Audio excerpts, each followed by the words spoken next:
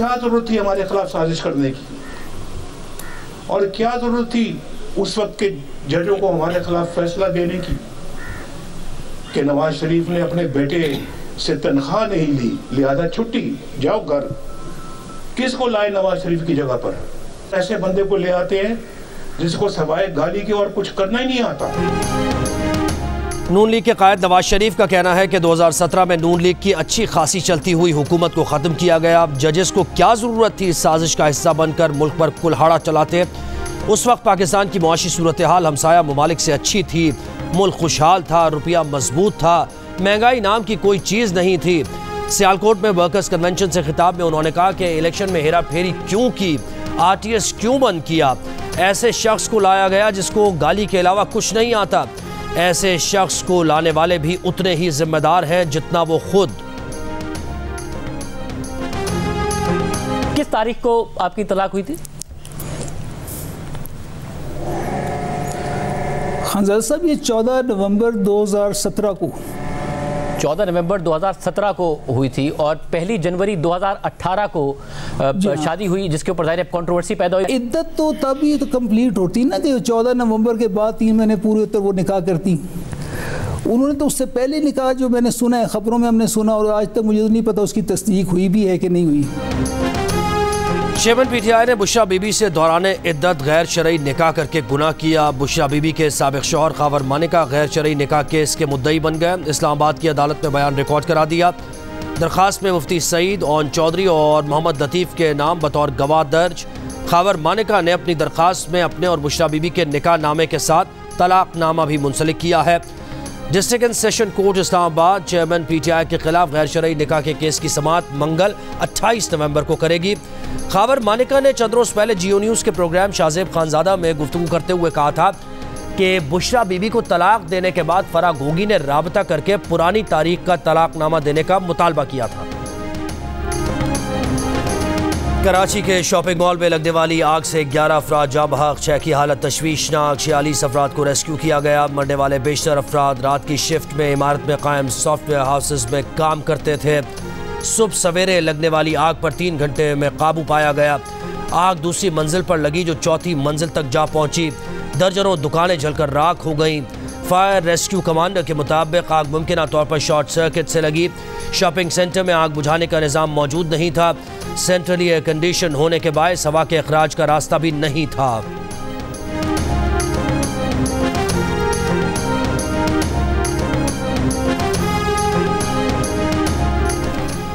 कराची में आग से मुतासरा शॉपिंग मॉल में हंगामी अखराज के रास्ते मौजूद थे या नहीं? इमारत का नक्शा SBCA से मंजूर हुआ था या नहीं? फायर सेफ्टी के लिए क्या इंतज़ाम था?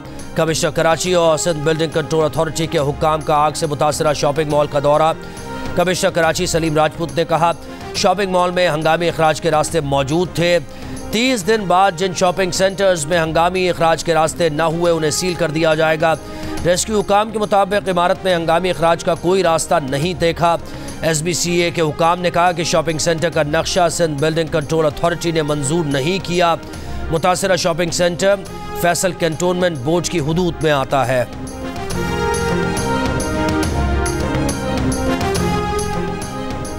इस्लामाबाद के करीब शादरा में स्कूल के बच्चों की बस खाई में जा गिरी। एक बच्चा जाँ बहक। बस में शेखपुरा से पिकनिक पर आने वाले स्कूल के तकरीबन 39 बच्चे सवार थे।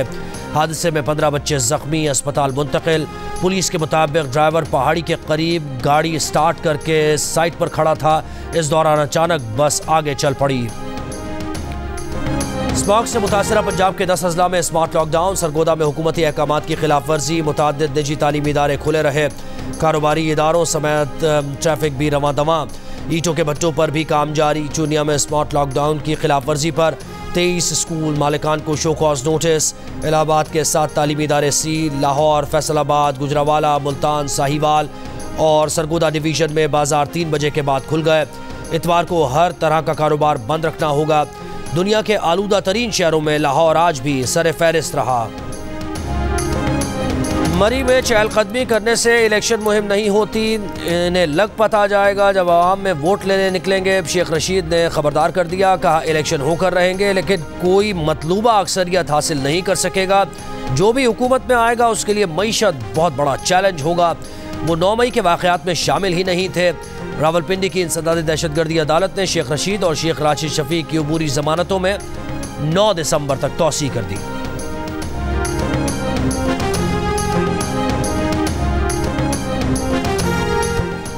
इंतखाबात से कबल पीपल्स पार्टी का दीगर सियासी जमातों से राबतों का फैसला। पीपल्स पार्टी के रहनुमा फैसल करीम कुंडी का कहना है कि सियासी जमातों से मुज़ाकरात के लिए कमेटी तश्कील दे दी है। पीपल्स पार्टी के एलामिये के मुताबिक आसिफ अली जरदारी की हिदायत पर चारों सूबों में पार्टी रहनुमाओं की कमेटीज तश्कील दी गई हैं। कमेटी सूबाई सतह पर सियासी शख्सियात से राबते करेंगी।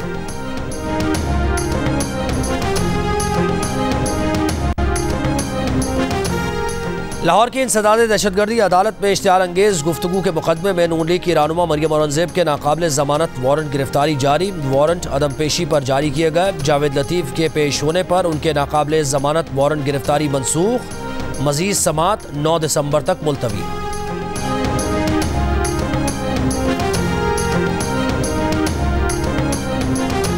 सदर मुमलिकत आरिफ अलवी को ओहदे से बरतरफ करने के लिए सुप्रीम कोर्ट में शहरी की दरख्वास्त। सदर मुमलिकत की जानिबदारी और मिसकॉन्डक्ट के खिलाफ कार्रवाई का हुक्म देने की इस्तदा।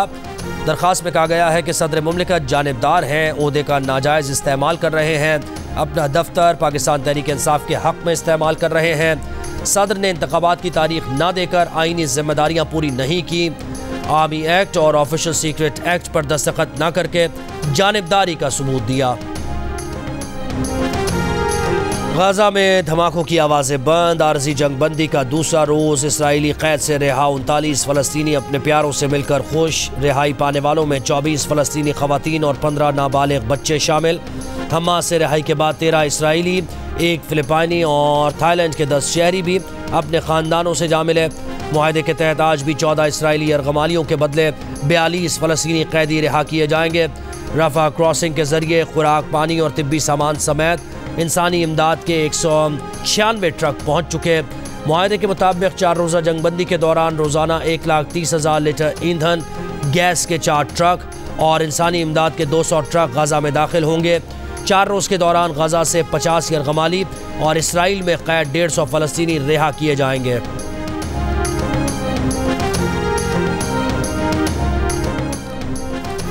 पाक फौज के 2 साबिक ऑफिसर्स को फौजी एहलकारों को बगावत पर उकसाने के इल्ज़ाम में सज़ा सुना दी गई। आदिल राजा को 14 साल कैद जबकि हैदर रजा मेहदी को 12 बरस कैद बाब मुशक्क़त की सज़ा सुनाई गई।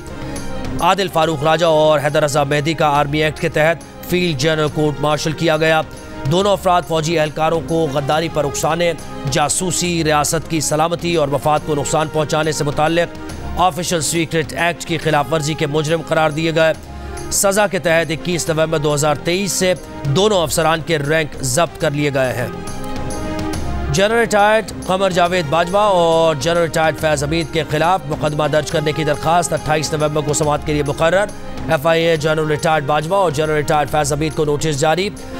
चीफ जस्टिस आमिर फारूक शहरी आतिफ अली की दरख्वास्त पर समाअत करेंगे। दरख्वास्त में कहा गया है कि जनरल बाजवा और जनरल फैज़ ने गलत और मनगढ़ंत तरीके से मुख्तलिफ इवेंट्स को जाहिर करके दागदार किया। सहाफ़त की आड़ में आर्टिकल से रियासती इदारे की मनफी तस्वीर पेश की।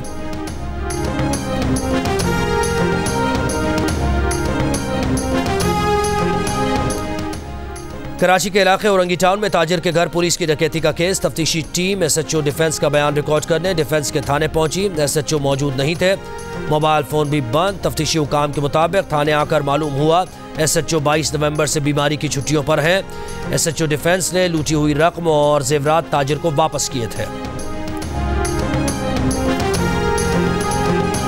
मुस्लिम लीग नून की चीफ ऑर्गेनाइजर मरियम नवाज के लिए सियालकोट में फुटबॉल का तोहफा। मरियम नवाज ने फुटबॉल को मरियम औरंगजेब की तरफ उछाला और कहा कि यह है मेड इन पाकिस्तान।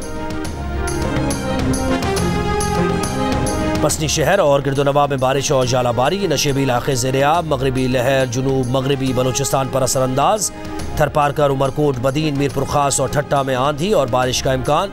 जामशोरों के कुछ हिस्सों और कराची में आज शाम या रात से कल तक कहीं कहीं आंधी और बारिश की पेशगोई।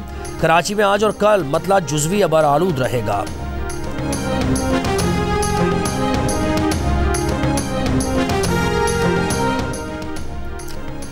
बाबा गुरु नानक के जन्मदिन की तकरीबात में शिरकत के लिए भारत से सिख यात्री वाघा बॉर्डर के रास्ते लाहौर पहुंच गए। मतरूका वक्फ इमलाक बोर्ड के एडिशनल सेक्रेटरी मज़ारात राना शाहिद ने खुशामदीद कहा।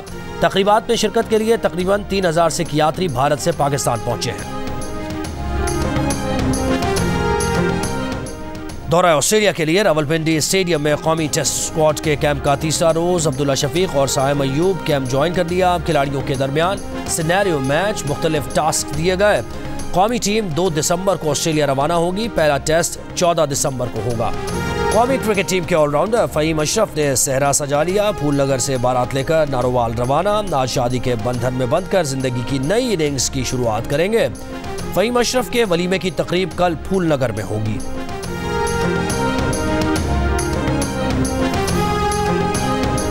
और पाकिस्तान की नंबर 1 रिश्ता ऐप दिल का रिश्ता ने खाने के शौकीन 2 अफराद को एक टेबल पर जमा कर दिया। पाकिस्तान की काबिल एतमाद ऐप पर प्रोफाइल बनाने के बाद फूड व्लॉगर आयशा ने 5 स्टार होटल के शेफ अली को अपना जीवन साथी मुंतखब किया।